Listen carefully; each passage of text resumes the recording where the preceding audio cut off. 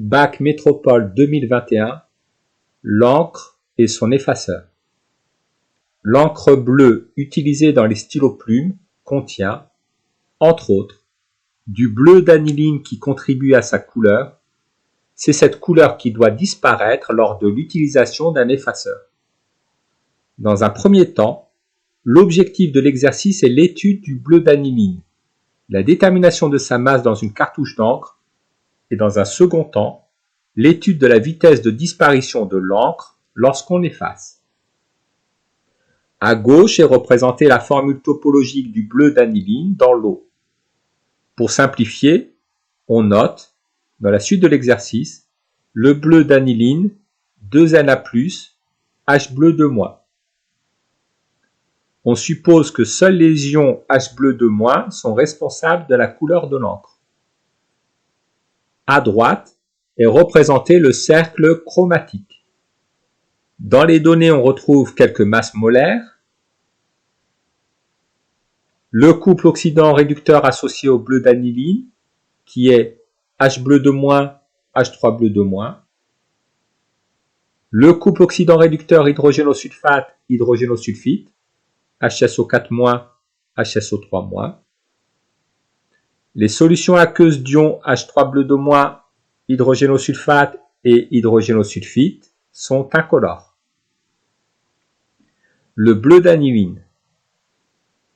Pour caractériser la couleur du bleu d'aniline d'une cartouche d'encre, on vide intégralement une cartouche d'encre dans une fiole jaugée de 200 ml et on complète avec de l'eau distillée jusqu'au trait de jauge.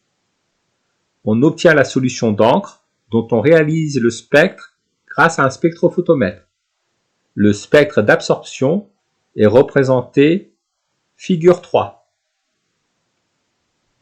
Spectre d'absorption de la solution d'encre. Justifier la couleur de la solution d'encre. Nous allons déterminer quelle radiation la solution absorbe. La longueur d'onde du maximum d'absorption est de 590 nanomètres. La solution d'encre absorbe donc la lumière jaune-orange. La couleur de la solution correspond au complémentaire de la couleur de la lumière absorbée. La couleur complémentaire du jaune-orange est le bleu-violet. La solution d'encre est donc bleu-violet. Pour déterminer la masse en bleu d'aniline dans la cartouche d'encre dans la solution d'encre, on réalise une solution mère S0 à une concentration en bleu d'aniline de C0 égale à 6,78 fois 10 puissance moins 4 mol par litre. À partir de la solution mère S0, on réalise plusieurs solutions phi.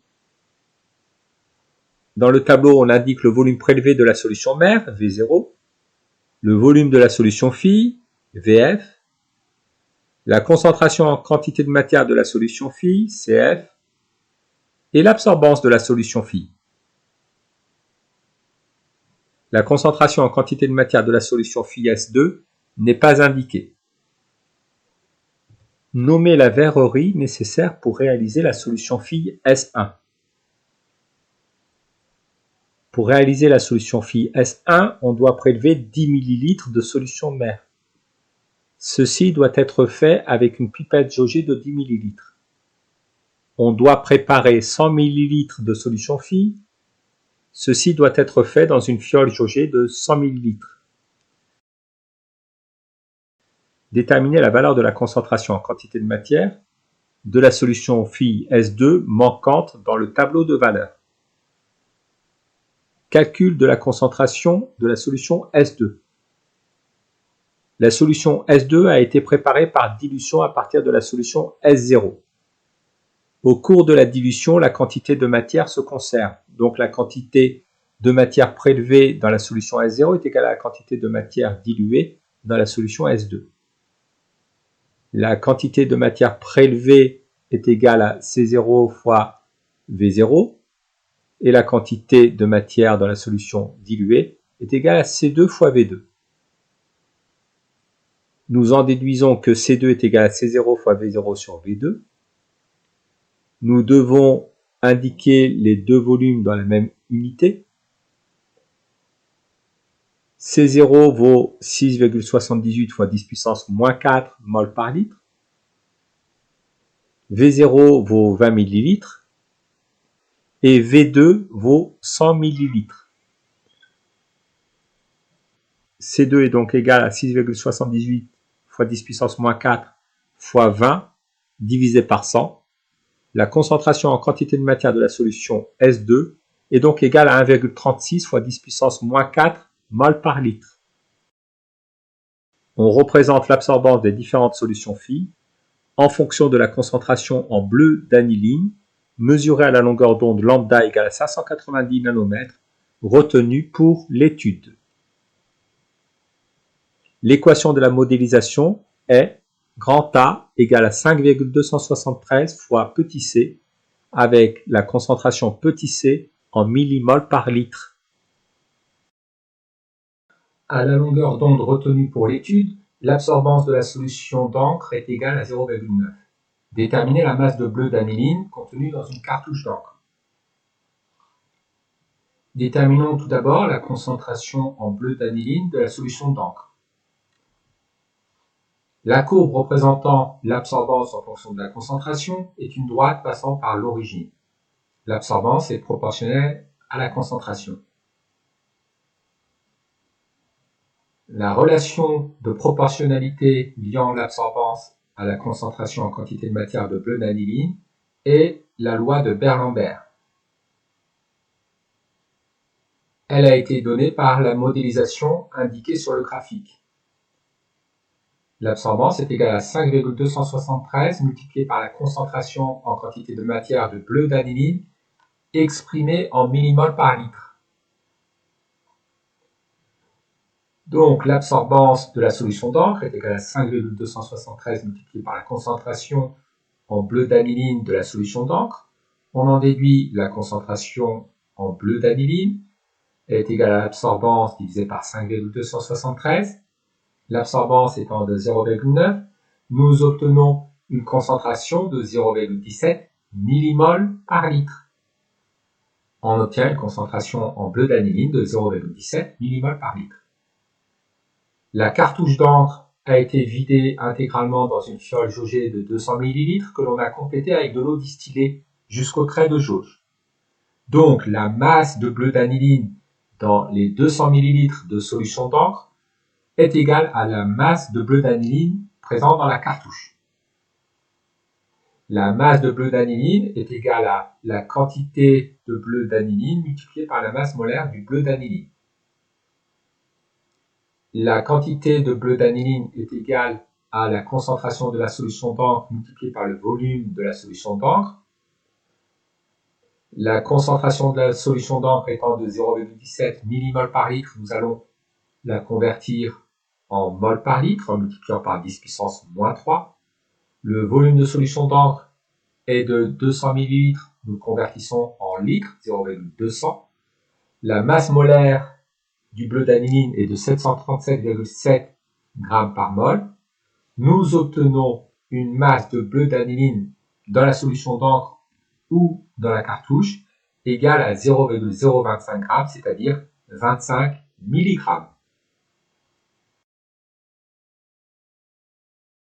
Étude de l'effacement de l'encre.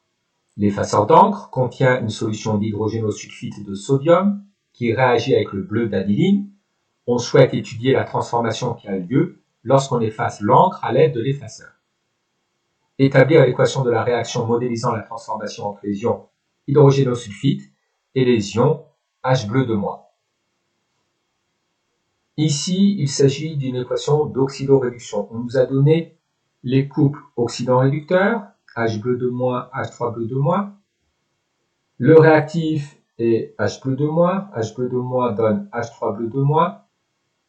Nous ajustons l'élément hydrogène. Il y a 3 atomes d'hydrogène à droite, un atome d'hydrogène à gauche, donc nous allons rajouter 2 ions H+, à gauche du signe égal. Enfin, nous ajustons la charge électrique. À droite, il y a 2 charges négatives, à gauche, 2 charges négatives et 2 charges positives, cela nous donne 0 charge. On va donc rajouter 2 charges négatives à gauche, c'est-à-dire 2 électrons. Passons au deuxième couple, hydrogénosulfate, hydrogénosulfite. Le réactif est l'ion hydrogénosulfite, nous allons le placer à gauche du signe égal. L'ion hydrogénosulfite donne l'ion hydrogénosulfate. Nous commençons par vérifier la conservation de l'élément soufre. Il y en a un de chaque côté. Puis, nous vérifions la conservation de l'élément oxygène. Il y a 3 atomes d'oxygène à gauche, 4 atomes d'oxygène à droite. Nous allons ajouter l'élément oxygène en rajoutant une molécule d'eau à gauche. Vérifions maintenant la conservation de l'élément hydrogène. Il y a 3 atomes d'hydrogène à gauche, 1 plus 2, 3, et un élément hydrogène à droite. Nous allons donc rajouter 2 ions H+, à droite du signe égal. Enfin, ajustons la charge électrique. À gauche, il y a une charge négative. À droite, une charge négative et 2 charges positives, ce qui nous fait une charge positive. Nous allons donc devoir rajouter 2 charges négatives à droite, c'est-à-dire 2 électrons. Vérifions que la quantité d'électrons échangés est la même dans les 2 demi-équations. Additionnons les 2 demi-équations membre à membre. Nous obtenons qu'une mole d'ion H2- réagit avec une mole d'ion hydrogénosulfite et une mole d'eau pour donner une mole d'ion hydrogénosulfate et une mole d'ion H3-2-. Justifier l'utilité de la présence dans l'effaceur d'une solution contenant des ions hydrogénosulfites. D'après l'équation, les ions hydrogénosulfites réagissent avec les ions H2- responsables de la couleur de l'encre. Les ions hydrogénosulfites réduisent le bleu d'aniline en une espèce incolore. Pour étudier la cinétique de cette transformation, on réalise le protocole suivant. On prépare 100 ml d'une solution d'encre en mettant 5 gouttes d'encre qu'on dilue dans une fiole jaugée que l'on complète avec de l'eau. On mélange 4 ml de la solution d'encre avec 1 ml de solution aqueuse d'hydrogénosulfite de sodium, de concentration 9 multiplié par 10 puissance moins 2 mol par litre. On suit l'évolution de l'absorbance de la solution S mélange obtenue en fonction du temps.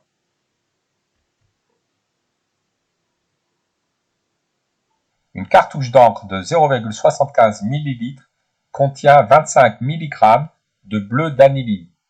Sachant que 20 gouttes d'encre ont un volume de 1 ml, déterminez le réactif limitant de la transformation. Commentez. 20 gouttes d'encre ont un volume de 1 ml, donc 5 gouttes d'encre ont un volume correspondant à un quart de 1 ml, c'est-à-dire 0,25 ml.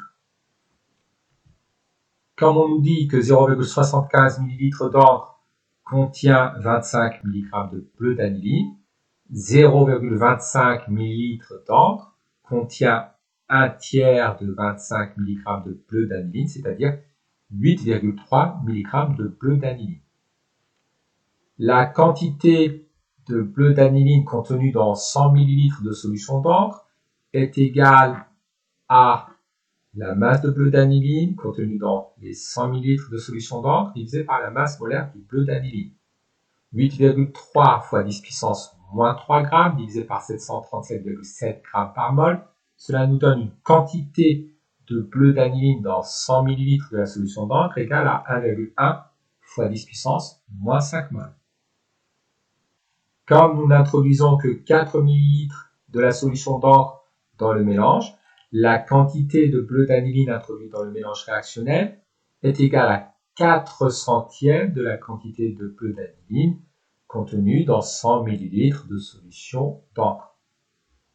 4 centièmes de 1,1 fois 10 puissance moins 5, cela nous donne une quantité initiale de bleu d'aniline égale à 4,5 fois 10 puissance moins 7 mol.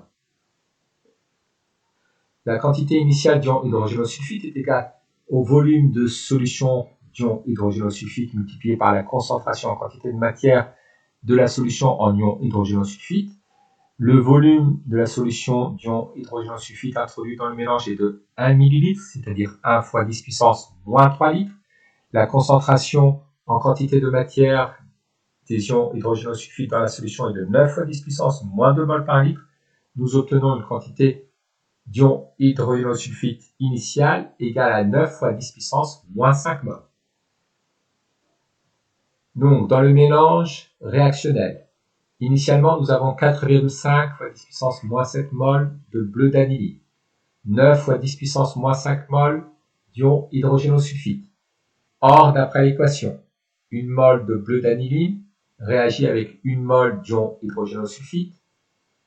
Afin de connaître le réactif limitant, nous allons comparer la quantité initiale de bleu d'aniline divisée par le nombre stoichiométrique 1 et la quantité initiale d'ion hydrogénosulfite divisée par le nombre stoichiométrique 1. La quantité de bleu d'aniline divisée par 1 étant inférieure à la quantité d'ion hydrogénosulfite divisée par 1, le bleu d'aniline est le réactif limitant. Estimer le temps de demi-réaction, commenter le résultat. Le bleu d'aniline étant le réactif limitant et étant responsable de l'absorption, au bout de T est égal à T1,5, l'absorbance de la solution est égale à l'absorbance initiale divisée par 2. L'absorbance initiale est égale à 1,16. Donc, au bout d'un temps égal au temps de demi-réaction, l'absorbance a été divisée par 2. Elle ne vaut plus que 0,58. Déterminons le temps de demi-réaction à l'aide du graphique en lisant l'abscisse du point d'ordonnée 0,58.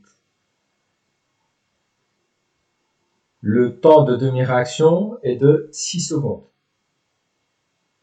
On obtient un temps de demi-réaction de 6 secondes. On en conclut que la réaction entre les ions hydrogénosulfite et le bleu d'aniline est rapide.